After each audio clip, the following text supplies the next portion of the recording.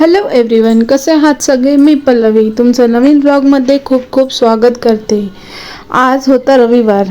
रविवार म्हटलं तर सुट्टीचा दिवस. मुलांना आणि आहोंना सुट्टी होती.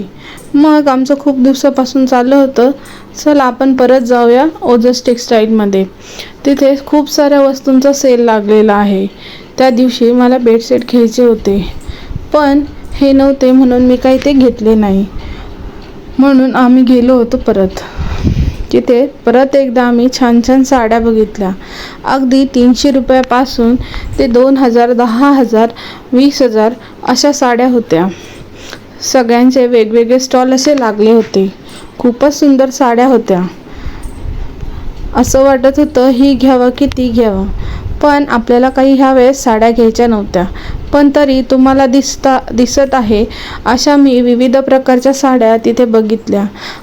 अंगावरही टाकून बघितल्या. म्हणजे जर तुम्हाला कोणाला घ्यायच्या असेल तर तुम्ही घेऊ शकता. आणि सेल म्हटलं की त्यामध्ये आपल्याला वाटतं की खराब पीस, उरलेले पीस आपल्याला देतील, पण नाही, तिथे ते चेक करून देत होते. आणि खरंच खूप सुंदर आणि रिझनेबल रेटमध्ये आपल्याला त्या साड्या भेटत होत्या.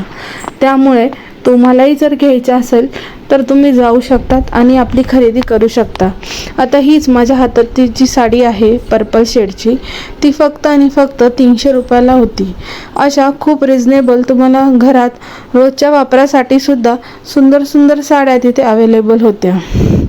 आपण जे ऑनलाईन बघतो त्याही साड्या तिथे अवेलेबल होत्या. त्यामुळे तुम्हाला जेव्हा कधी वेळ भेटेल तर तुम्ही नक्की त्या शॉपला व्हिजिट करा आणि तुम्हाला हव्या असेल त्या साड्या तुम्ही घेऊ शकता. आता मी इथे त्यांच्याकडे घागऱ्यावर सुद्धा सेल लागलेले होते. अगदी 1000 रुपयापासून छान छान घागरे तिथे विकायला होते. मी त्यातलेच काही पीस तुम्हाला ट्राय करून दाखवत आहे. जर तुम्हाला कोणाला घेण्यामध्ये इंटरेस्ट असेल तर तुम्ही घागरेही घेऊ शकतात. खरंच खूप सुंदर कलेक्शन होतं.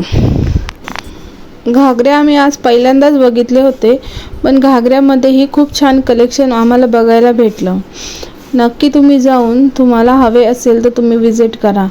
आज मुलंही होती, पण मुलांबरोबर त्यांचे पप्पा होते, म्हणून आम्हाला भरपूर वेळ भेटला होता बघण्यासाठी की काय काय आहे तिथे. मुलांनी मला अजिबात त्रास दिला नाही.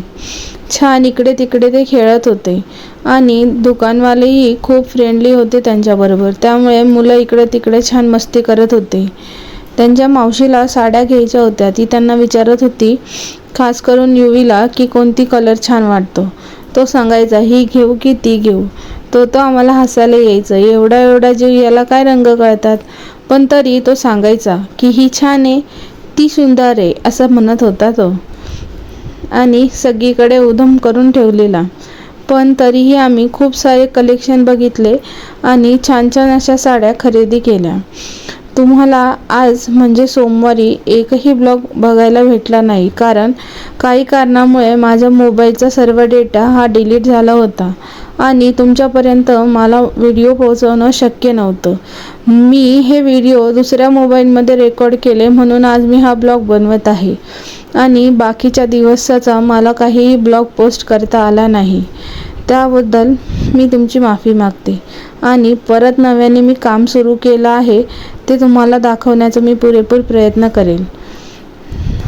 अशा प्रकारे आम्ही हलकी फुलकी शॉपिंग केली आणि घरी आलो.